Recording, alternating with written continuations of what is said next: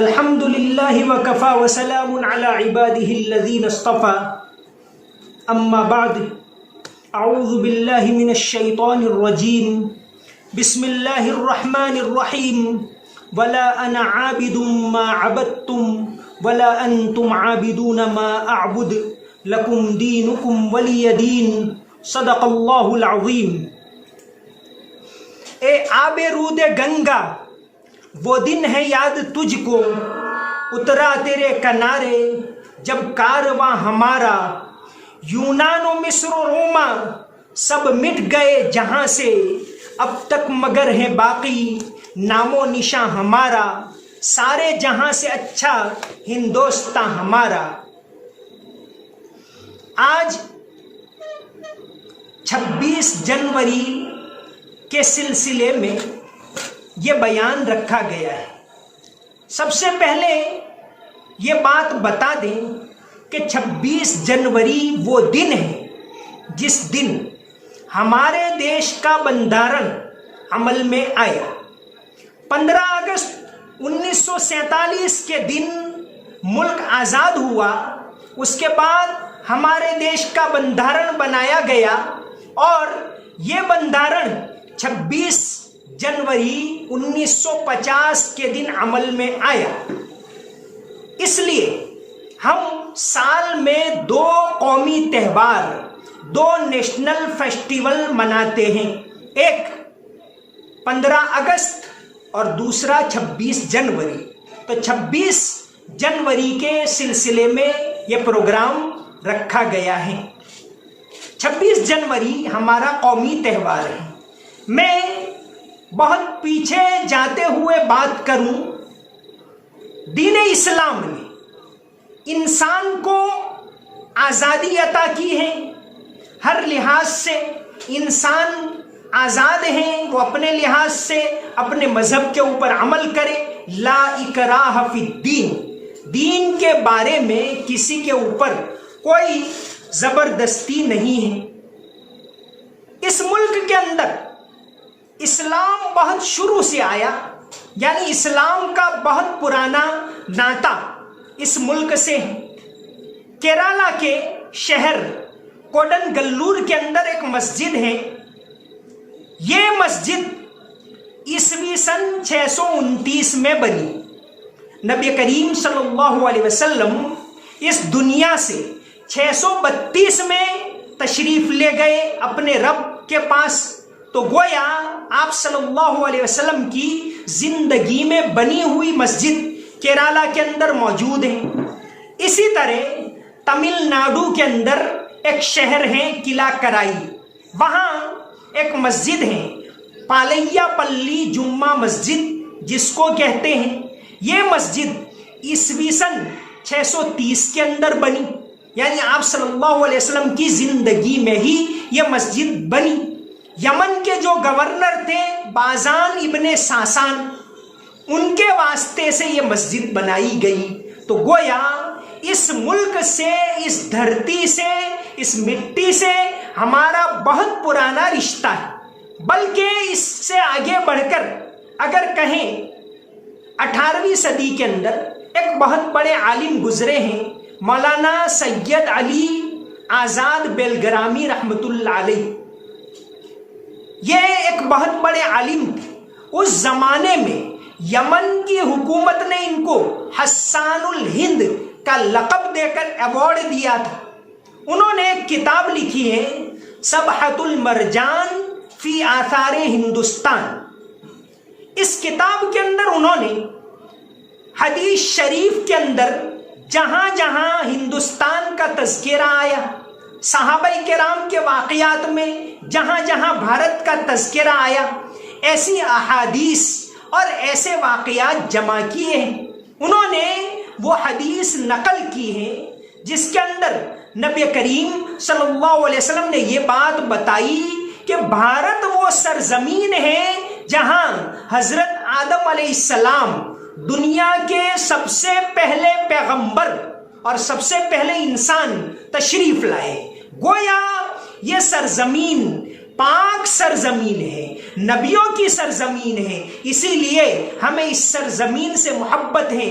اسی کو تو علامہ اقبال نے کہا کہ میرا وطن وہی ہے، میرا وطن وہی ہے۔ اس ملک سے مسلمان محبت کرتے ہیں۔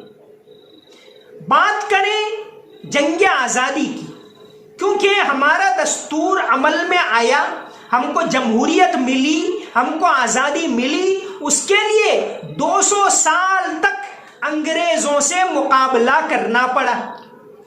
ہمارا دستور اس کے بعد عمل میں آیا اور آج ہم ایک آزاد ملک میں رہتے ہیں، ایک جمہوری ملک میں رہتے ہیں، دنیا کے سب سے بڑے جمہوری ملک کے اندر رہتے ہیں۔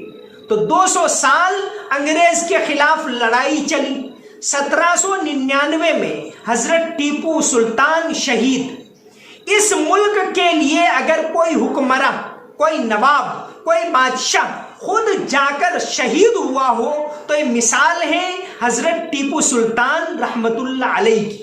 تو آزادی کی جنگ کے اندر بڑھ چڑھ کر مسلمانوں نے حصہ لیا، کیونکہ وہ اس ملک سے محبت کرتے ہیں۔ اس کے 2-4 واقعات میں آپ کو بتاؤں کہ کس طرح ہمارے بڑوں نے اس ملک کے لیے قربانیاں دی۔ مولانا فضل حق خیرآبادی رحمت اللہ علیہ ایک بہت بڑے عالم تھے۔ 1857 کی جنگ میں انہوں نے انگریز کے خلاف بڑھ چڑھ کر حصہ لیا۔ جب جنگ ختم ہوئی اس کے بعد انگریزوں نے ان کو قید کر دیا اور کالا پانی کی سزا دی۔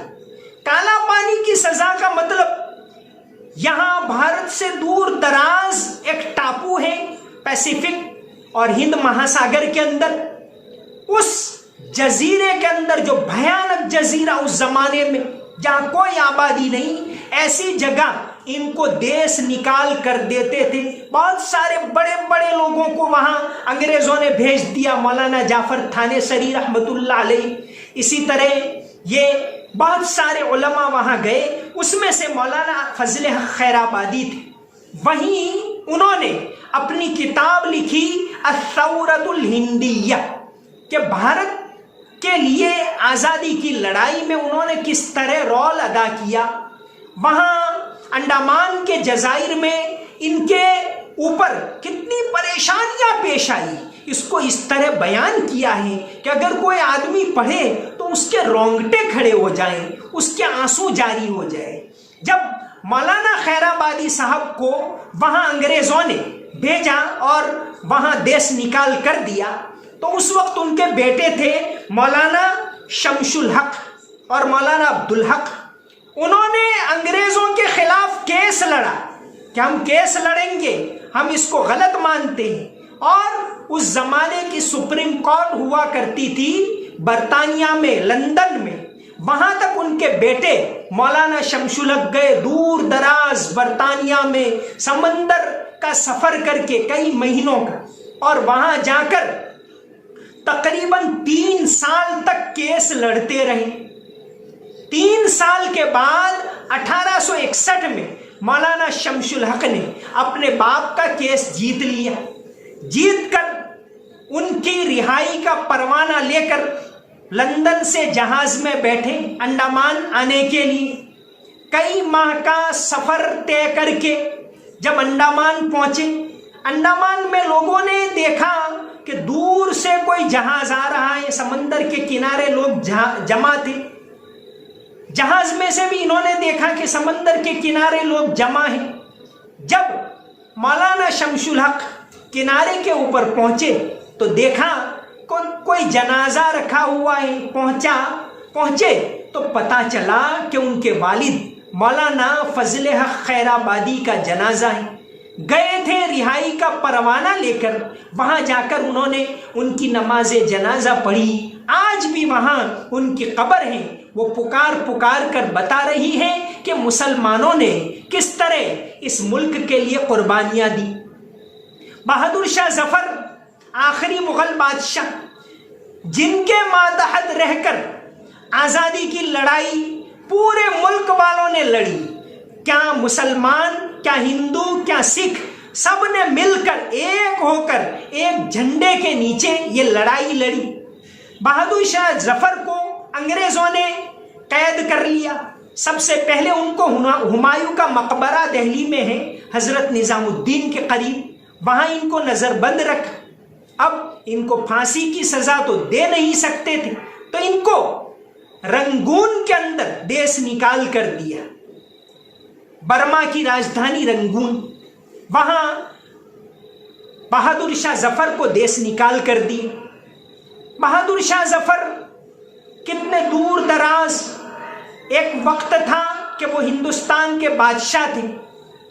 انگریزوں نے جب دہلی کے اوپر قبضہ کر لیا تو دہلی کے اوپر بہت ظلم ڈھایا، کئی مسجدوں کو تباہ کر دیا، بلکہ ولیم ڈیلرمپل جو ایک برطانیہ کے ہی ایک بہت بڑے مورخ ہیں، ابھی بھی موجود ہیں، انہوں نے ایک کتاب لکھی ہے دی لاسٹ مغل، اس میں بہادر شاہ ظفر کے حالات لکھے ہیں۔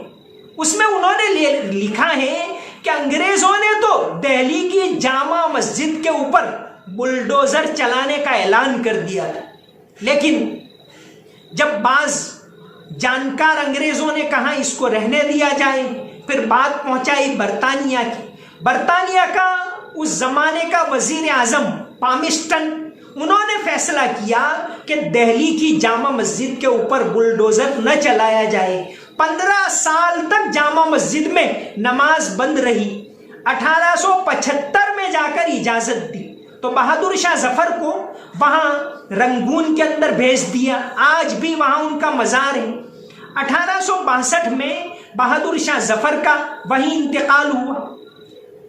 انتقال کے دن چونکہ الگ الگ کمروں میں سب کو بند کر دیا تھا، بہادر شاہ ظفر الگ کمرے میں ہیں، ان کے پوتے تھے مرزا مغل، وہ ایک الگ جگہ پر بند تھے۔ ایک حافظ ابراہیم ان کے ساتھ تھے، بہادر شاہ ظفر کے استاد اور بہت بڑی عمر کے تھے، وہ بھی قید تھے۔ ایک دن جو تیماردار عورت تھی بہادر شاہ ظفر کی، انہوں نے جا کر کہا کہ بہادر شاہ ظفر بہت بیمار ہیں، آپ کچھ کیجئے۔ تو وہ جیلر کے گھر پر گئی، جیلر کا جو چوکیدار تھا انہوں نے کہا کہ ابھی مت آؤ صاحب، ابھی آرام میں ہے، بعد میں آنا۔ پھر گھنٹے کے بعد گئی، کہا کہ ابھی مت آؤ، ابھی صاحب کام میں، بعد میں آؤ۔ کئی گھنٹوں کے بعد صاحب نے بات سنی اور دروازہ کھولا تو پتا چلا کہ بہادر شاہ کا انتقال ہو گیا ہے۔ کتنا ہے بد نصیب ظفر دفن کے لیے، کتنا ہے بد نصیب ظفر دفن کے لیے، 2 گز زمین ملی کوئے یار میں۔ جب بہادر شاہ کا انتقال ہو گیا تو صرف 2 لوگوں کو نماز جنازہ پڑھنے کی اجازت دی۔ ولیم ڈیلرمپل نے اپنی کتاب دی لاسٹ مغل میں یہ واقعہ لکھا ہے، 2 ہی لوگوں کو، حافظ ابراہیم جو بہادر شاہ ظفر کے استاد تھے اور مرزا مغل ان کا پوتا، دونوں آئے۔ جب حالانکہ وہاں بہت سارے لوگ وہاں مسلمان بند تھے، لیکن کہا کہ بس اوروں کو نماز پڑھنے کی اجازت نہیں، کہاں پورے ملک کا بادشاہ اور کہاں ان کی یہ حالت۔ جب یہ دونوں پہنچے تو حافظ ابراہیم کی آنکھوں میں آنسو آ گئے۔ ڈیلرمپل نے لکھا ہے کہ حافظ ابراہیم رونے لگے، حالانکہ رونا تو چاہیے، وہ بچہ پوتا مرزا مغل۔ مرزا نے کہا آپ کیوں رو رہے ہو حافظ صاحب؟ حافظ ابراہیم نے کہا بیٹا تجھے پتا نہیں ہے، مجھے وہ منظر یاد ہے 25 سال پہلے کا، جب 1837 میں بہادر شاہ ظفر تخت پر بیٹھے تو اس وقت پورے دہلی میں کیا خوشی کا ماحول تھا۔ آج میں دیکھ رہا ہوں 25 سال کے بعد 1862 میں جب ان کا انتقال ہوا، ملک سے باہر کوئی نماز پڑھنے والا بھی نہیں، تو حافظ صاحب رونے لگی۔ اس طرح مسلمانوں نے قربانیاں دی، تب جا کر یہ ملک آزاد ہوا۔ ایک اور واقعہ سناؤں، مولانا رحمت اللہ کیرانوی بہت بڑے عالم، مولانا نے اس زمانے میں انگریزوں کے خلاف مناظرہ کی، کیونکہ انگریز جب اس ملک کے اوپر چھا گئے اس کے بعد انہوں نے بھارت کے مذاہب کا اپمان کرنا شروع کر دیا، یہاں کے بڑے لوگوں کا اپمان کرنا شروع کر دیا، توہین کرتے تھے۔ ایک مرد مجاہد مولانا رحمت اللہ کیرانوی، انہوں نے پادریوں کا مقابلہ کیا۔ اس زمانے کا مشہور پادری تھا فینڈر، اس کے ساتھ آگرہ میں مولانا نے مناظرہ کیا، اور اس وقت مولانا نے ایک کتاب لکھی تھی اظہار الحق۔ آج بھی پوری اسلامی تاریخ کے اندر 1450 سال کی تاریخ کے اندر اگر کرسچن کے خلاف کوئی کتاب مشہور ہے تو وہ یہ اظہار الحق ہے۔ ابھی اس وقت مولانا مفتی تقی صاحب نے اس کتاب کو 3 جلدوں میں اس کی تشریح لکھ کر بائبل سے قرآن تک شائع کی۔ تو مولانا رحمت اللہ کیرانوی کو انگریزوں نے پھانسی کی سزا سنائی، لیکن مولانا کسی طرح بچ کر وہاں سے نکل گئے۔ گجرات میں سورت آئے، سورت کی بندرگاہ سے آپ کے جیب میں نہ کچھ ہے، بالکل کوئی پرسان حال نہیں، اپنا حلیہ بدل کر چلے، سورت سے بیٹھے اور یمن کے اندر موچا ایک بندرگاہ ہے، وہاں اترے۔ نہ کوئی پہچاننے والا، نہ کوئی وطن ہے، نہ کوئی پاس میں کھانا پینا ہے، نہ روپے ہیں۔ مولانا نے اس زمانے میں یمن کی موچا بندرگاہ سے مکہ تک 950 کلومیٹر پیدل سفر کیا اور پہنچے۔ اسیر ادروی صاحب نے ابھی ان کے بارے میں ایک کتاب لکھی ہے رحمت اللہ کیرانوی، ان میں ان کے یہ سارے حالات لکھے ہیں۔ مکہ پہنچے، اس کے بعد علم کی خدمت میں لگ گئے، وہاں پڑھاتے تھے۔ مکہ میں رفتہ رفتہ ان کی شہرت ہو گئی۔ مکہ اس زمانے میں ترکی کے ماتحت تھا۔ یہ پادری فینڈر پھر ترکی پہنچا اور چیلنج کیا۔ اس زمانے میں ترکی کے بادشاہ خلیفہ سلطان عبد المجید نے مکہ میں خط لکھا کہ اگر مکہ میں کوئی بڑا عالم ہو ان کا مقابلہ کرے۔ تو مکہ کے گورنر نے اس زمانے میں پھر مولانا کو بھیجا، پتہ چلا کہ یہ تو وہی ہے۔ جب مکہ سے ترکی میں پہنچے مولانا رحمت اللہ کیرانوی، تو پھر پادری نے دیکھا فینڈر نے کہ یہ تو وہی آدمی ہے۔ تو فینڈر نے کہا کہ ہمارے اوپر برطانیہ سے تار آ گیا ہے، اب ہم کو اس وقت جانا ہے، ہم بعد میں مناظرہ کریں گے، اور وہ چلا گیا۔ بہرحال مولانا کیرانوی رحمت اللہ علیہ نے مکہ میں پڑھانا شروع کر دیا۔ اس زمانے میں 1873 کے اندر ٹیپو سلطان کے خاندان کی ایک بیگم، ٹیپو سلطان کی پڑ پوتی سولت النساء بیگم، چونکہ حضرت ٹیپو سلطان جب شہید ہوئے اس کے بعد انگریزوں نے میسور سے ٹیپو سلطان کے خاندان کے تمام لوگوں کو نکال دیا، وہاں سے ان کا اخراج کر دیا، ایکسائل کر دیا، اور ان کو بنگال بھیج دیا۔ تو بنگال سے سولت النساء بیگم اپنی بیٹی اور اپنے داماد کے ساتھ وہاں گئی حج کرنے کے لیے۔ وہاں سولت النساء بیگم نے اپنے داماد کو بھیجا کہ کوئی ایسی جگہ تلاش کرو جہاں ہم مسافر خانہ بنائیں تاکہ حاجی لوگ رہ سکیں۔ یہ ان کے داماد نے دیکھا کہ یہاں کوئی مشہور عالم رحمت اللہ ہندوستانی ہے، ان کے پاس گئے، کہا کہ ہم یہاں مسافر خانہ بنانا چاہتے ہیں، آپ رہنمائی کیجیے۔ مولانا نے کہا کہ مسافر خانے تو یہاں بہت ہیں، میں آپ کو ایک اچھی بات بتاؤں، آپ یہاں مدرسہ بناؤ۔ سولت النساء بیگم نے اس کو منظور کر لیا اور وہاں مدرسہ سولتیہ بنایا۔ یہ مدرسہ آج بھی مکہ میں کاکیہ علاقے کے اندر موجود ہے، 150 سال کے بعد بھی۔ مولانا اشرف علی تھانوی رحمت اللہ علیہ جب مکہ گئے تو اسی مدرسے میں رہ کر آپ نے تجوید پڑھی۔ جنگ آزادی کے ایک بڑے مجاہد حاجی امداد اللہ، بعد میں مولانا رحمت اللہ کے بعد حاجی امداد اللہ اس مدرسے کے محتمیم رہے۔ ہمارے گودرا کے مولانا احمد ججارہ صاحب مرحوم رحمت اللہ علیہ، انہوں نے بھی اس مدرسے کے اندر پڑھایا ہے۔ تو اللہ تعالیٰ نے اتنی شہرت دی۔ آج مولانا رحمت اللہ کے پر پوتے اس مدرسے کے محتمیم ہیں اور آج بھی مکہ میں وہ ایک تو تبلیغ کا سینٹر بھی وہ مدرسہ ہے، اسی طرح آج بھی حنفی فقہ کا سینٹر یہ مدرسہ چل رہا ہے الحمدللہ۔ تو یہ مولانا کی قربانی تھی۔ اس طرح بہت زیادہ قربانیاں ہمارے بڑوں نے دی، تب جا کر یہ ملک آزاد ہوا۔ ہم نے آج اپنی تاریخ کو بھلا دیا۔ ہمارے گجرات کا ہی ایک بے مثال واقعہ آپ کو میں سناؤں، آپ حیرت میں پڑ جاؤ گے۔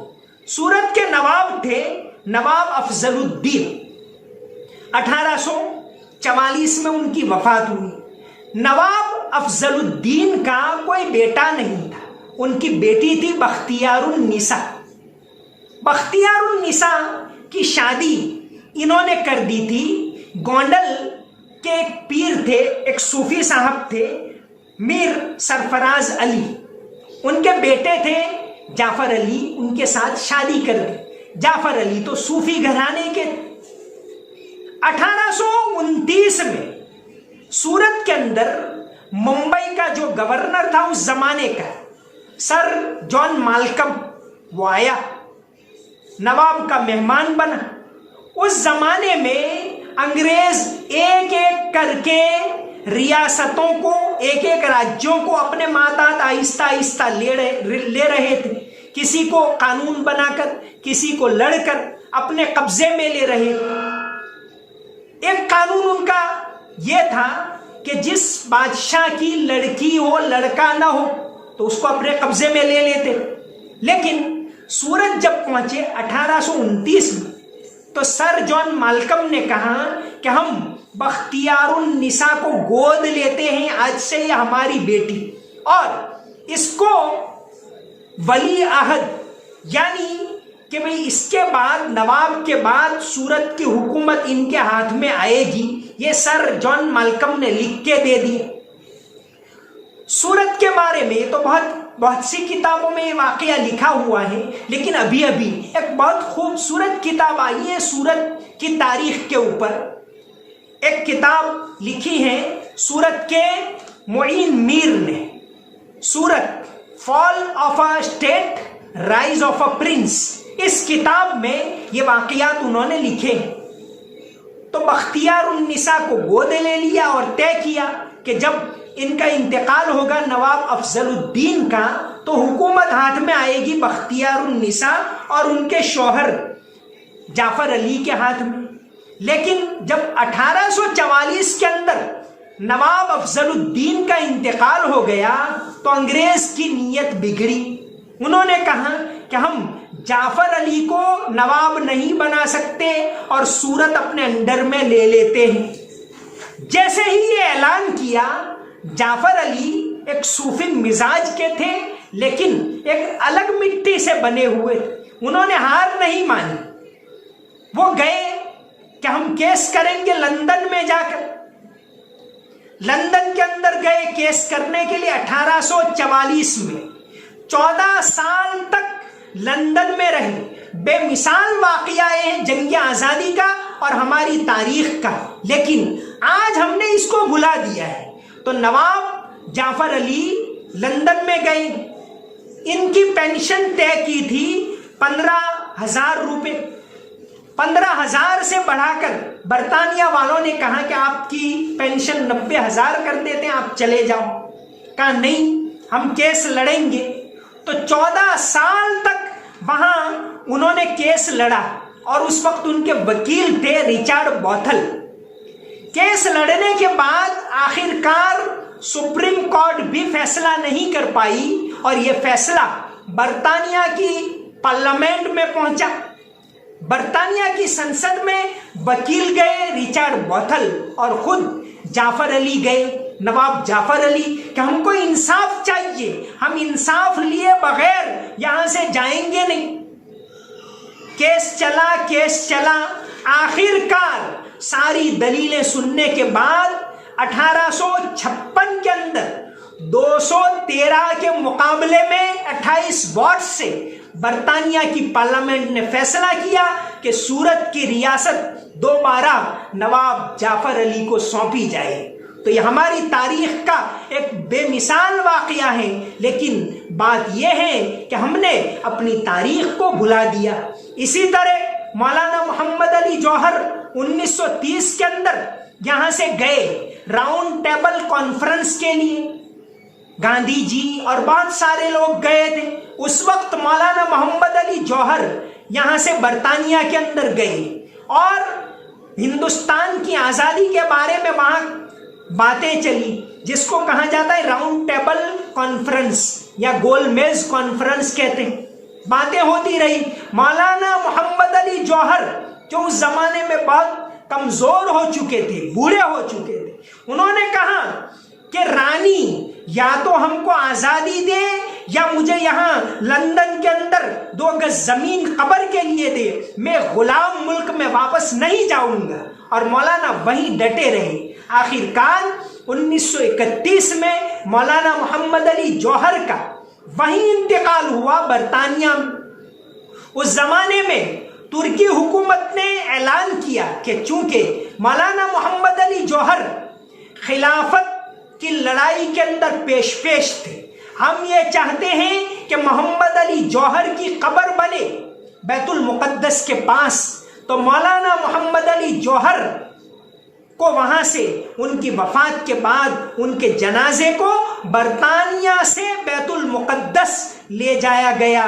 وہاں کے امام نے ان کی نماز پڑھائی اور آج بھی ان کی قبر وہاں موجود ہے۔ یہ بتا رہی ہے کہ اس ملک کی آزادی کے لیے مسلمانوں نے بڑھ چڑھ کر کتنی قربانیاں دی۔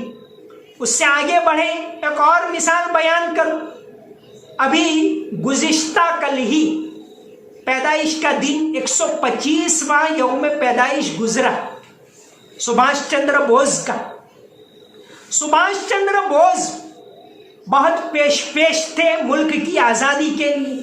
انہوں نے کہا کہ گاندھی جی تو اہنسا سے آزادی چاہتے ہیں، ہم تو مقابلہ کریں گے۔ تو وہ اس ملک سے نکل گئے، جرمنی گئے، جرمنی کے بعد یہاں برما کے اندر گئے اور برما میں ایک فوج بنائی کہ ہم برما میں ایک فوج بنا کر بھارت کے اندر جو برطانوی فوج ہے اس کا مقابلہ کریں گے اور لڑ کر ملک کو آزاد کروائیں گے۔ اس کو کہتے ہیں آزاد ہند فوج۔ آزاد ہند فوج کے لیے سب سے پہلے سبھاش چندر بوس گئے بہادر شاہ کے مزار پر۔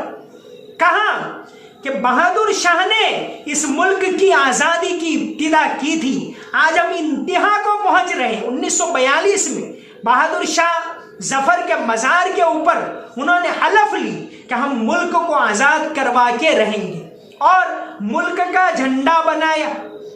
سبھاش چندر بوس نے جو جھنڈا بنایا تھا اس میں یہی 3 کلر تھے اور درمیان میں انہوں نے آزاد ہند فوج کا جو جھنڈا بنایا، یعنی بھارت کا جو جھنڈا بنایا، اس میں درمیان میں انہوں نے ٹیپو سلطان کے شیر کو رکھا کہ اس شیر نے للکارا تھا اور اس قبر والے نے آزادی کے لیے ہم کو بلایا ہے، ہم ملک کو آزاد کرا کے رہیں گے۔ تو اس ملک کے اندر ایکتا تھی، لوگ محبت سے مل جل کر رہتے تھے۔ تو بہادر شاہ ظفر کے مزار پر گئے اور چندے کا اعلان کیا کہ لڑائی کے لیے ہم کو رقم کی ضرورت ہے۔ سارے ہندوستانیوں کو وہاں جمع کیا تھا جو بھی وہاں رہتے تھے، کیونکہ یہاں برما میں ہندوستان کی بہت بڑی تجارت تھی۔ مولانا عبداللہ کاپودروی صاحب رحمۃ اللہ علیہ، ان کی پیدائش بھی برما کے اندر ہوئی تھی، تو بہت سے لوگ وہاں رہتے تھے۔ سبھاش چندر بوس نے اعلان کیا کہ ہم کو چندے کی ضرورت ہے۔ سب سے پہلے کھڑے ہوئے عبد الحبیب مارفانی جو گجرات کے دھوراجی کے ہیں، اور کہا سبھاش چندر جی ہم آپ کو 1 کروڑ روپے دیتے ہیں، بھارت کی آزادی کی لڑائی میں اگر سب سے بڑا کوئی دان دیا ہو، سب سے بڑا چندہ دیا ہو تو عبد الحبیب مارفانی جو گجرات کے دھوراجی کے تھے۔ راجمل کاسلیوال نے اپنی کتاب آزاد ہند فوج نیتا جی اینڈ آفٹر، اس کتاب کے اندر یہ واقعہ لکھا ہے۔ 1 کروڑ کا چندہ अब्दुल हबीब मारफानी ने दिया। जब 1997 में आज़ादी के 50 साल का जश्न मनाया गया तो दिल्ली के अंदर जो प्रोग्राम हुआ उसमें दोहराजी से अब्दुल हबीब मारफानी के बेटे याकूब मारफानी को बुलाया और भारत की सरकार ने उनका एजाज किया था 1997 के अंदर। तो इतना बड़ा चंदा दिया। नेताजी सुभाष चंद्र बोस ने जो फौज बनाई उसके कमांडर इन चीफ थे शाहनवाज हुसैन। शाहनवाज हुसैन को सारी फौज का काम सौंपा, उसकी कमान सौंपी। शाहनवाज हुसैन ने बहुत अच्छे तरीके से आजाद हिंद फौज की लड़ाई को आगे बढ़ाया और इस दौरान 1945 में 1945 के अंदर नेताजी का इंतकाल हो गया। अंग्रेजों ने गिरफ्तार किया शाहनवाज हुसैन को और उनको फांसी की सजा सुनाई। 1946 में दिल्ली में मुकदमा चला और शाहनवाज हुसैन जो कमांडर इन चीफ थे नेताजी की आजाद हिंद फौज की, उनको फांसी की सजा सुनाई। लेकिन अभी फांसी नहीं दी थी कि 1947 में मुल्क आजाद हुआ। मुल्क आजाद होने के बाद शाहनवाज हुसैन 4 मर्तबा मेरठ से जीते और पार्लियामेंट के अंदर रहे। जब भारत सरकार ने 1956 में नेताजी सुभाष चंद्र बोस का इंतकाल कैसे हुआ उसकी जांच के लिए जो कमेटी बनाई, उस कमेटी का सदर बनाया शाहनवाज खान को। मैं शाहनवाज हुसैन गलती से बोला, शाहनवाज खान को उस कमेटी का सदर बनाया और उस कमेटी का नाम रखा शाहनवाज खान कमेटी। तो इस तरह की कुर्बानियां दी, तब जाकर 1947 15 अगस्त के दिन हमारा मुल्क आजाद मुल्क बना। ये पहली बात आज की कि आजादी के लिए कितनी ज्यादा कुर्बानियां हमारे बड़ों ने दी। वो इसीलिए तो दी कि हम इस मुल्क से मोहब्बत करते हैं। ये सरजमीन हजरत आदम अलैहिस्सलाम की, इस सरजमीन के अंदर कितनी कुर्बानियां दी, इस सरजमीन की तरक्की में कितना रोल अदा किया। आज भी वो कुतुब मीनार पुकार कर कह रहा है, आज भी ये कांकरिया तालाब बता रहा है कि इस मुल्क की तरक्की के अंदर हमने कितनी अहम कुर्बानी दी, कैसा रोल अदा किया, क्योंकि हमें इस मुल्क से मोहब्बत है, इस सरजमीन से मोहब्बत है। तो 15 अगस्त 1947 को ये मुल्क आजाद हुआ। आजाद होने के बाद अब भारत का दस्तूर बनाने की बात आई। दस्तूर बनाने वाली कमेटी के सदर डॉक्टर भीमराव अंबेडकर। ये तो आप बहुत अच्छी तरह जानते हैं कि दस्तूर बनाने वाली जो कमेटी थी उसके सदर थे डॉक्टर भीमराव अंबेडकर। लेकिन आपको मैं एक ताज्जुब की बात बताऊं, भीमराव अंबेडकर साहब दस्तूर साज कमेटी में ही न होते। दस्तूर साज कमेटी यानी बंधारण बनाने वाली कमेटी 296 मेंबरान की थी। उसमें यह तय हुआ कि 296 मेंबरान जो होंगे वो पूरे मुल्क में जो अलग अलग राज्य हैं वहां की जो असेंबली विधानसभा वो चुनकर भेजेगी। विधानसभा जिनको चुनकर भेजे वो दस्तूर साज कमेटी के मेंबर बनेंगे। उस जमाने में डॉक्टर अंबेडकर के इख्तिलाफ हो गए कांग्रेस से, डॉक्टर अंबेडकर के इख्तिलाफ हो गए कांग्रेस के मेंबरान से।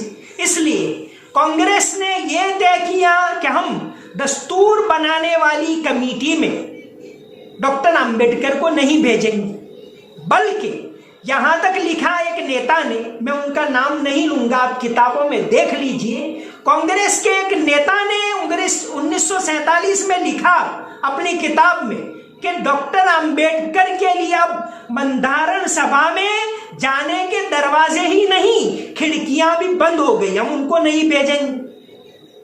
लेकिन उस वक्त बंगाल के अंदर जोगेंद्र नाथ मंडल एक बहुत बड़े नेता थे, दलित नेता, जो बाद में उनके नाम से ही मंडल कमीशन बना और उनके नाम से ही ये यहाँ के SC/ST लोगों को हुकूक मिले।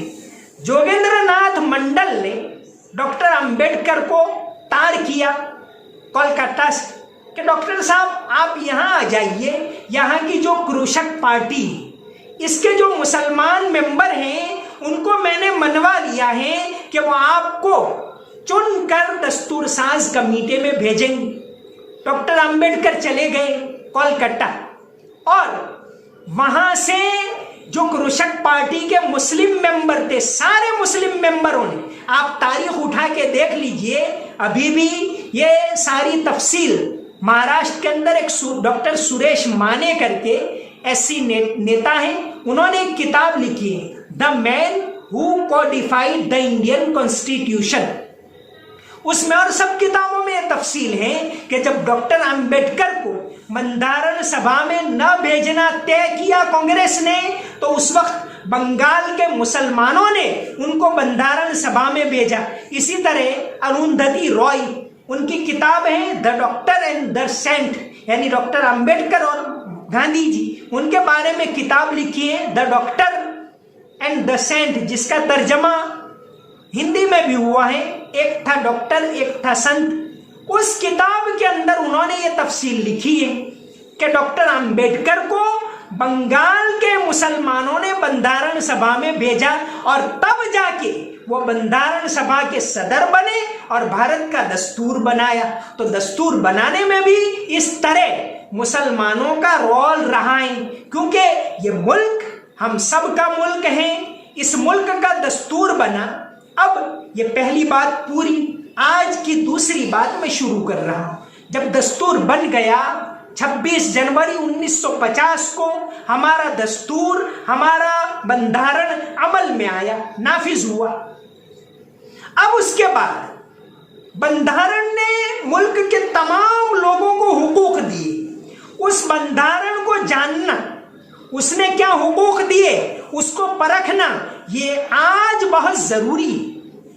मिसाल के तौर पर बंधारण का जो चैप्टर नंबर 3 है, कलम 12 से लेकर कलम 35 तक, दफा 12 से दफा 35 तक का जो चैप्टर नंबर 3 है, उसमें है फंडामेंटल राइट्स, कि मुल्क ने मुल्क के अंदर रहने वालों को क्या क्या हक दिए, 6 बुनियादी हुकूक है, उसकी सारी तफसील उसमें है। आज जरूरत है कि हम उस दस्तूर को जानें।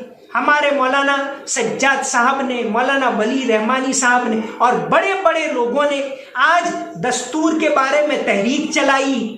तो इस दस्तूर को, इस बंधारण को जानना इस वक्त बहुत जरूरी है। हमारे अंदर ऐसे लोग होने चाहिए, ऐसे कानूनदान होने चाहिए, ऐसे वकील होने चाहिए जो हमारे हुकूक हमको बतलाए।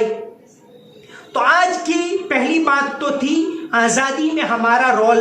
अब दूसरी बात कि हमारे हक इस मुल्क के अंदर क्या क्या है, जो बंधारण ने फंडामेंटल राइट्स दिए। जैसे बंधारण ये कहता है राइट टू इक्वालिटी, मुल्क के तमाम लोग बराबर हैं, कोई ऊंचा नहीं कोई नीचा नहीं, सब बराबर हैं, सबको बराबर हक मिलने चाहिए। राइट टू इक्वालिटी है, तो ये राइट टू इक्वालिटी हकीकत में मुल्क के अंदर नाफिज है या नहीं? अगर नहीं है और बिल्कुल नहीं है, तो हमें बंधारण ने हक दिया है, उसके लिए हमें आवाज उठानी चाहिए, मांग करनी चाहिए। मिसाल के तौर पर अगर बंधारण ने बराबरी का हक दिया है हमारे शहर के अंदर, अगर वो डस्ट रिमूवर मशीन एक जगह आता है एक जगह नहीं आता, तो हमारा हक है कि हम उसको मांगे कि जिस तरह शहर के एक इलाके में आता है दूसरे इलाके में आना चाहिए, सब बराबर है।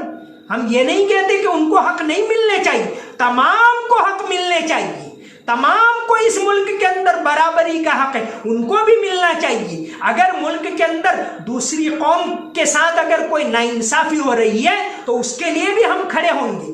तो बंधारण ने हक दिया है, उस हक को हम जाने। अगर कोई नाइंसाफी हो रही है या ऐसा महसूस हो रहा है तो हम अपने नौजवान बताएं कि किस तरह लिखना चाहिए, कहाँ लिखना चाहिए, कैसे हमें जमहूरी तरीके से अमनो अमान के साथ दूसरी कौमों के साथ मिलकर अपना हक कैसे मांगना चाहिए। अगर एजुकेशन के अंदर हमारे हक है, सरकारी नौकरियों के अंदर हमारे हक है, वो हक अगर हमें नहीं मिल रहे तो उसके लिए आज हम सबको मिलकर जागना पड़ेगा। हमें अपने हक को जानना पड़ेगा कि बंधारण ने हमें क्या हक दिए।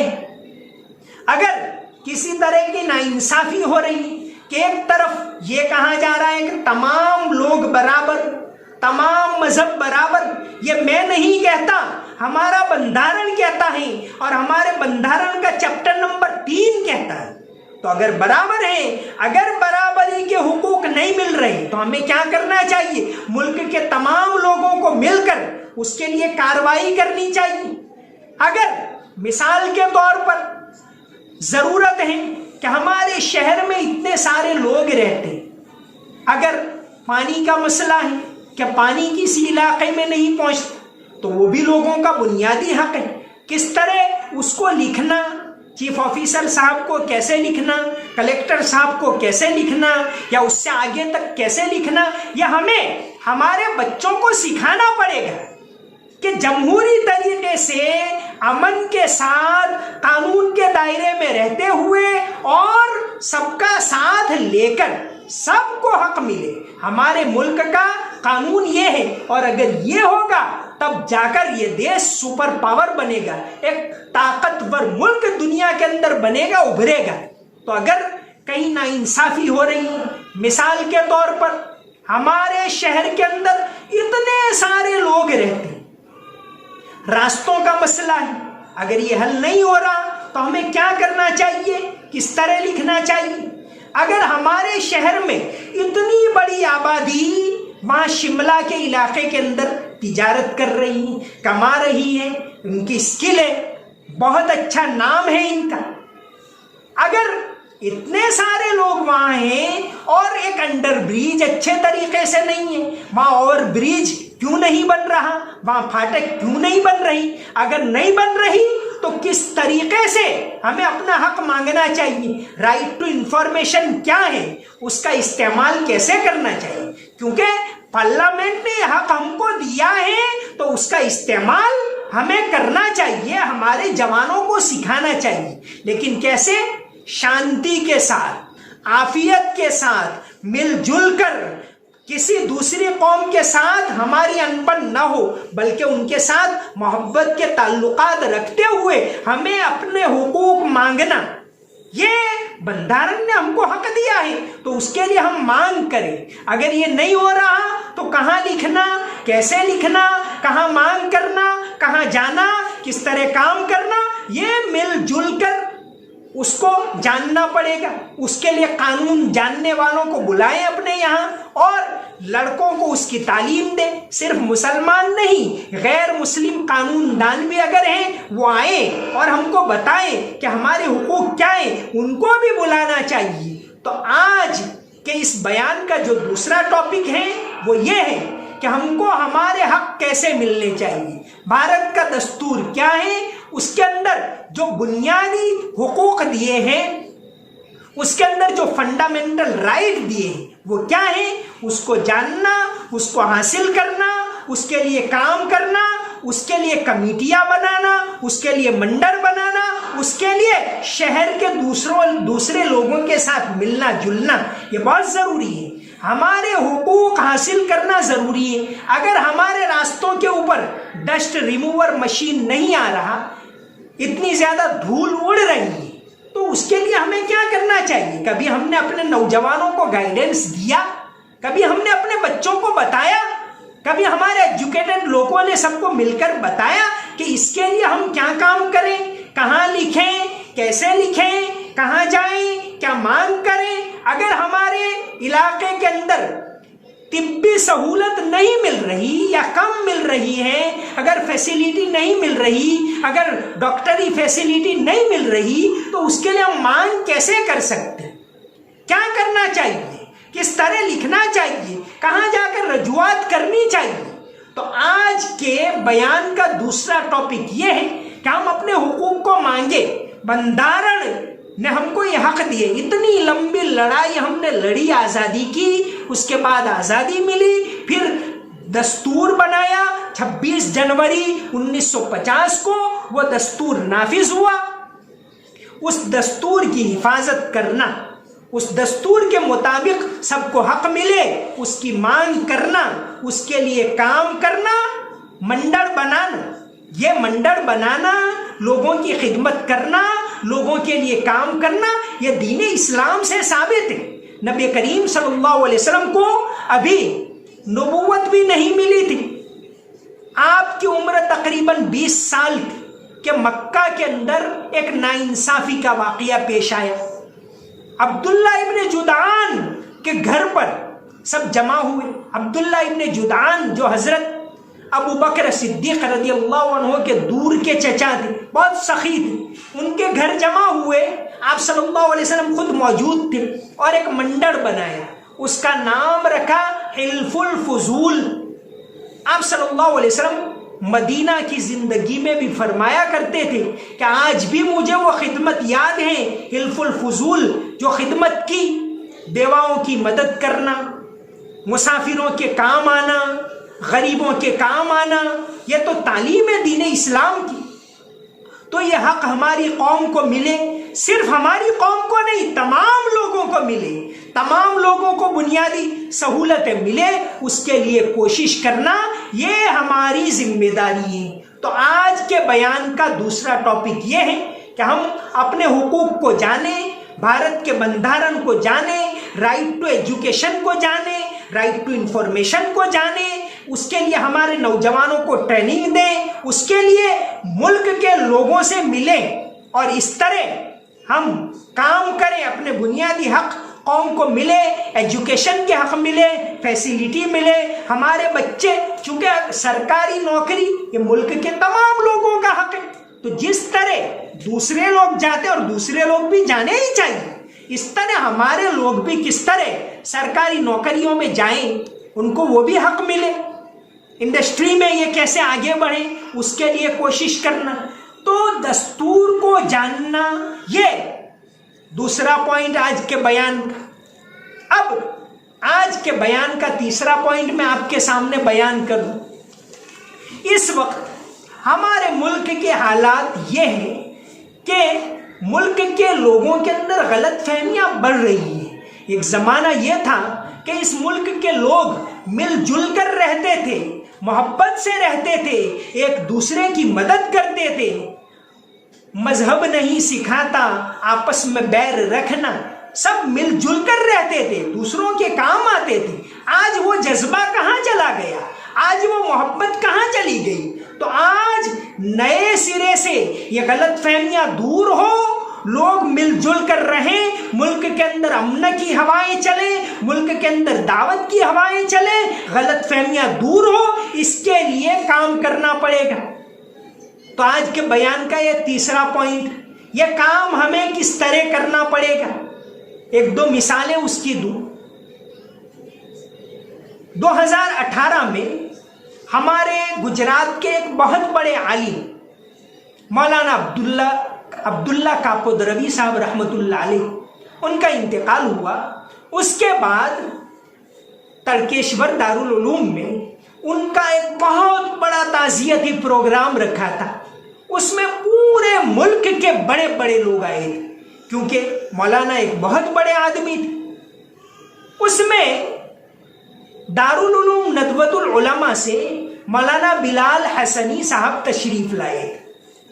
انہوں نے مولانا علی میاں رحمۃ اللہ علیہ, جو پچھلی صدی کے اس ملک کے بہت بڑے عالم مولانا علی میاں رحمۃ اللہ علیہ, انہوں نے پیام انسانیت نام کا ایک منڈل بنایا تھا, ایک تحریک چلائی تھی کہ انسانیت کا پیغام پھیلاؤ, ملک کے لوگوں کو جوڑو, ایک کرو, ضرورت مندوں کے کام آؤ, آپس میں محبت کو پھیلاؤ, دوسرے لوگوں سے ملو جلو, دوسری قوموں سے ملو. تو پیام انسانیت کے نام کا پروگرام مولانا نے چلایا تھا. اللہ تبارک و تعالیٰ انہیں بہترین بدلہ عطا فرمائے, اللہ تعالیٰ انہیں جنت میں بہت اونچا مقام عطا فرمائے. تو مولانا علی میاں کے بارے میں مولانا بلال صاحب حالات سنا رہے تھے وہاں. انہوں نے ایک واقعہ سنایا کہ مولانا علی میاں ایک ٹرین میں سفر کر رہے تھے. مولانا کی عادت یہ تھی کہ جب بھی ٹرین میں بس میں کہیں بھی سفر کریں تو آس پاس جو غیر مسلم ہو ان سے بات کرتے تھے. وجہ یہ کہ غلط فہمیاں دور ہو.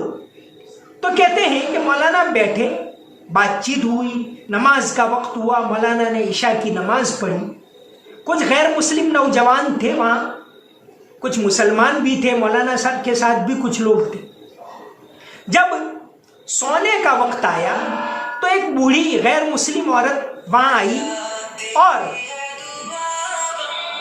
کہنے لگی, ایک بوڑھی عورت جو اسی ڈبے کے اندر تھی وہ آئی اور ان نوجوان بچوں سے جو غیر مسلم تھے ان سے کہنے لگی کہ بچوں, میری برتھ یعنی میری سونے کی سیٹ اوپر ہے, میں اوپر نہیں چڑھ سکتی, نیچے کی سیٹ ہمارے شوہر کے لیے, آپ نوجوانوں میں سے کوئی لڑکا وہاں چلا جائے اور مجھے نیچے کی جگہ دے دو. سارے نوجوان خاموش ہو گئے. جب کسی نے جواب نہیں دیا تو مولانا علی میاں ندوی جو اس زمانے میں بہت بوڑھے ہو چکے تھے, انہوں نے کہا کہ اماں جی میری سیٹ آپ لے لیجئے, میں وہاں چلا جاتا ہوں. مولانا علی میاں نے یہ کہا. وہ عورت اپنا سامان لینے کے لیے گئی. اس دوران مولانا عبداللہ حسنی جو مولانا علی میاں کے ساتھ تھے, انہوں نے کہا کہ مولانا آپ کو تو پاؤں میں گاؤٹ کی تکلیف ہے, آپ اوپر کیسے چڑھ سکو گے, آپ نے کیوں سیٹ دے دی.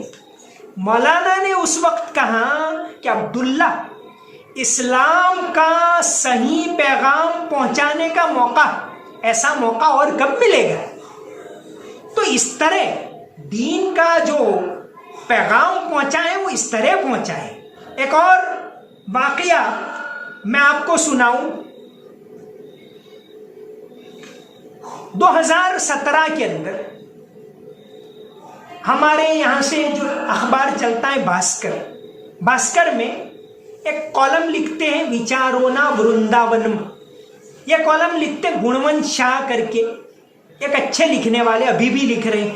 بہت عمر ہو چکی ہے, اب وہ گھر سے باہر بھی نہیں نکل سکتے, بلکہ پچھلے 2-3 سال سے نکلے ہی نہیں, لیکن ابھی بھی لکھ رہے ہیں. ہر اتوار کو یہ کالم آتی ہے. انہوں نے 10 دسمبر 2017 کے دن ایک واقعہ لکھا تھا. انہوں نے لکھا کہ میں بیمار ہوں اور ایسا بیمار ہوں کہ پچھلے کئی دنوں سے گھر سے باہر نہیں نکلا. تو اس دن انہوں نے کالم میں لکھا, کالم کا ٹائٹل تھا واتے واتے ستیہ بولنا راؤ, ایسا ایک ٹائٹل تھا. اس لیکھ کے اندر انہوں نے کئی لوگوں کے بارے میں لکھا, ٹالسٹوئے کے بارے میں لکھا, گاندھی جی کے بارے میں لکھا, خوشونت سنگھ کے بارے میں لکھا کہ یہ کیسے سچائی کو اپناتے ہیں. واقعے کا تقریباً آدھا حصہ اس لیکھ کا جو آخری حصہ ہے اس میں انہوں نے لکھا کہ میں پچھلے کئی دنوں سے بیمار ہوں, میں گھر سے باہر نہیں نکل سکتا. اس دوران کنتھاریا کے وڈا ملا جی کا میرے اوپر فون آیا, یعنی مولانا یعقوب صاحب سارودی لکھتے ہیں کہ بڑا ملا جی صاحب کا میرے اوپر فون آیا اور انہوں نے کہا کہ شاہ صاحب آپ بیمار ہو. پھر انہوں نے کئی منٹ تک مجھ سے اچھی باتیں کی. ملا جی کا فون آیا, میں اتنا خوش ہو گیا, مجھے تسلی ہوئی, گویا میری بیماری میں بھول گیا. اور آخر میں لیکھ کے آخر میں انہوں نے لکھا کہ جب بڑا ملا جی نے مجھے تسلی کے 2 الفاظ کہے تو لکھا ہے کہ ماری ماندگی وصول تھی گئی. تو اس طرح ملک میں غلط فہمیاں دور ہوتی ہیں. آج صدیوں سے ہم اس ملک کے اندر رہتے ہیں. ضرورت ہے کہ ہم اخلاق کو اپنائیں. ضرورت ہے کہ اگر دوسرے غیر مسلم ہمارے یہاں آتے ہیں ان کے ساتھ امانتداری کو اپنائیں, اچھا برتاؤ کریں ان کے ساتھ, اچھا میں میسج اسلام کا ان کے سامنے پہنچائیں۔ آج اس ملک کے اندر غلط فہمیوں کو دور کرنے کے لیے اس پیام انسانیت کو عام کرنے کی ضرورت ہے کہ پورے ملک کے اندر یہ مسلمانوں کی سچائی، امانت داری، انسانوں کی ہمدردی، اس کا پیغام، اس کا میسج پورے ملک تک پہنچے اور لوگ یہ کہیں کہ میڈیا جو کہتا ہے وہ غلط ہے۔ صحیح مسلمان تو یہ ہوتے ہیں جو امانت دار ہوتے ہیں، سچے ہوتے ہیں، لوگوں کے ہمدرد ہوتے ہیں، بیماروں کی مدد کرتے ہیں۔ آج اس پیغام کو پہنچانے کی ضرورت ہے۔ تو آج کے بیان کا جو تیسرا مدعا میرا ہے وہ یہی ہے کہ اس ملک کے اندر سے ہم غلط فہمیوں کو دور کریں، دوسرے لوگوں سے ملیں، ان کو اپنے یہاں بلائیں، ہم ان کے یہاں جائیں، وہ ہمارا صحیح میسج لیں کہ مسلمان باقی ہمدرد ہوتے ہیں۔ اگر آپ سرکاری ملازم ہیں تو دوسرے لوگوں کے ساتھ اس طرح کا برتاؤ کرو، اپنی نوکری میں ایسی امانت داری اپناؤ کہ آپ کے عمل کے ذریعے صحیح پیغام پہنچے۔ اگر آپ تاجر ہو اور آپ کے یہاں غیر مسلم لوگ آ رہے ہیں، آپ ان کے ساتھ ایسا برتاؤ کرو کہ صحیح میسج پہنچے۔ میں ایک چھوٹا سا واقعہ صحیح میسج کا آخر میں بیان کر ہی دوں۔ گودرا کے اندر ایک ہمارے ملنے والے ہیں، وہ ہیں تو RSS سے جڑے ہوئے، لیکن ایک بہت جانے مانے ٹیچر ہیں، پرنسپل ہیں۔ ایک مرتبہ انہوں نے ایک واقعہ سنا ہے۔ انہوں نے کہا کہ چند ماہ پہلے ایک مرتبہ رات کو میں اپنی بیوی کو بائک پر لے کر تری مندر گیا، یہ احمد آباد ہائی وے کے اوپر جو مندر ہے وہاں گیا۔ واپس ہو رہا تھا، تھوڑا آیا کہ بائک پنکچر ہو گیا۔ اب کیا کریں، رات کا وقت ہے، 9-10 بجے کا ہائی وے ہے، اور ان کی بیوی تو بہت گھبرا رہی تھی۔ انہوں نے کہا کہ بھئی یہ مسلمانوں کا علاقہ ہے، ہم کیا کریں گے؟ کہتے ہیں، وہ نام میں ان کا نہیں بتاؤں گا، انہوں نے کہا کہ کچھ ہی دیر ہوئی کہ ایک مسلم ہمارا جاننے والا وہاں سے بائک لے کر گزر رہا، ایک دم سے رک گیا۔ صاحب تمہیں؟ میں نے کہا کہ بائک پنکچر ہے، کیا کروں؟ اس نے کہا کہ صاحب ماری بائک لے جاؤ، وہ پنکچر بناوی نے تمہاری بائک آپی جیش، اور بائک دے دی۔ کہتے ہیں میری عورت تعجب میں پڑ گئی، حیرت میں پڑ گئی کہ مسلمان ایسے ہوتے ہیں۔ تو بہرحال کہنے کا مطلب یہ کہ اس وقت ضرورت ہے غلط فہمیوں کو دور کرنے کی۔ تو آج میں بہت سوچے سمجھے طریقے سے آپ کو 3 باتیں بتا رہا۔ پہلی بات تو وہ جنگ آزادی میں ہم نے جو قربانیاں دی بہت تفصیل سے بتایا، انشاءاللہ آئندہ کبھی موقع ملا تو اور باتیں بتائی جائے گی۔ تو اپنی تاریخ کو یاد رکھو، اس کو یاد کرو، اس کو پھیلاؤ۔ ابھی ہماری ایک کتاب آئی ہے، کتاب کا نام ہے گجراتنا اتہاسما مسلمونو یوگدان۔ گجرات کی تاریخ جو ہے اس کے اندر ہم نے کیا کیا رول ادا کیا اس کو بہت تفصیل سے لکھا ہے۔ کتاب میں میرے بھی مضمون ہیں، مفتی امین صاحب کا بھی ہے، ہمارے ایک دوست انس بادام صاحب اور بہت سارے دوستوں کا مضمون ہے۔ ہمارے مفتی سلطان صاحب نے ہی ایک عرصے پہلے اس کی گزارش کی تھی، تو ہم نے یہ کتاب لکھی، اس میں ہماری تاریخ ہے۔ تو ہماری تاریخ اس ملک کے اندر کیا شاندار تاریخ رہی، جنگ آزادی میں بھی، اس سے پہلے بھی اس ملک کو ہم نے کیا کیا دیا، اس کو نئے سرے سے زندہ کرنے کی ضرورت ہے۔ تو ہمارے ایسے دوست تاریخ کو جانیں، اس کے اندر سے ایسی باتیں نکالیں اور لوگوں کے سامنے پیش کریں کہ کتنا شاندار ہمارا اتہاس ہے۔ یہ پہلی بات۔ دوسری بات یہ بتائی کہ ہمارے دستور نے ہم کو کیا کیا حق دیے ہیں، اگر وہ حق ہمیں نہیں مل رہے، وہ ہمارے نوجوان، ہماری آنے والی پیڑھی حاصل کریں، اس کے لیے ہمیں بیدار ہونا پڑے گا۔ ان کے حقوق بتانے پڑیں گے. جو فیسلٹی سرکار کی طرف سے مل رہی ہے سب لوگ برابر ہیں, سب کو ملنی چاہیے. نہ مسلمان کے ساتھ نا انصافی ہو, نہ غیر مسلم کے ساتھ نا انصافی ہو. تو یہ ہمارے حق کیا ہیں؟ اگر فیسلٹی کسی علاقے میں نہیں مل رہی, کیوں نہیں مل رہی؟ اگر دستور نے برابری کا حق دیا ہے تو اس کے لیے ہمیں کیسے مانگ کرنی چاہیے, اس قانون کو ہمیں جاننا پڑے گا. ہمارے جوانوں کو اس کی ٹریننگ دینی پڑے گی. لا کے اندر ہمارے نوجوان آگے بڑھیں, اس کو جانیں. اگر ناانصافی ہو رہی ہے تو کہاں لکھیں, کیسے لکھیں, کورٹ کے اندر کیسے جائیں اور اپنا حق حاصل کریں. کہ دوسرا پوائنٹ. اور تیسرا پوائنٹ یہ ہے کہ آج سب سے بڑی ضرورت ہے غلط فہمیوں کو دور کرنے کی, ملک کے اندر محبت کا پیغام عام کرنے کی, اسلام کا صحیح پیغام ملک والوں کو پہنچانے کی ضرورت ہے. ملک والوں کو ہمارے عمل کے ذریعے, ہمارے برتاؤ کے ذریعے, ہماری ہمدردی کے ذریعے یہ پیغام جانا چاہیے کہ مسلمان اس دیش کے ہمدرد ہیں, انسانیت کے ہمدرد ہیں, وہ امانت دار ہیں, وہ سچائی کو اپنانے والے ہیں, وہ ہمارے دوست ہیں. اس پیغام کو اس دیش کے اندر پہنچانے کی, غلط فہمیوں کو دور کرنے کی ضرورت ہے. پورے ملک کے اندر یہ پیغام جانا چاہیے. ان کا جو کام وہ اہل سیاست جانے, ان کا جو کام وہ اہل سیاست جانے. میرا پیغام محبت ہے, جہاں تک پہنچے. وما علینا الا البلاغ المبین.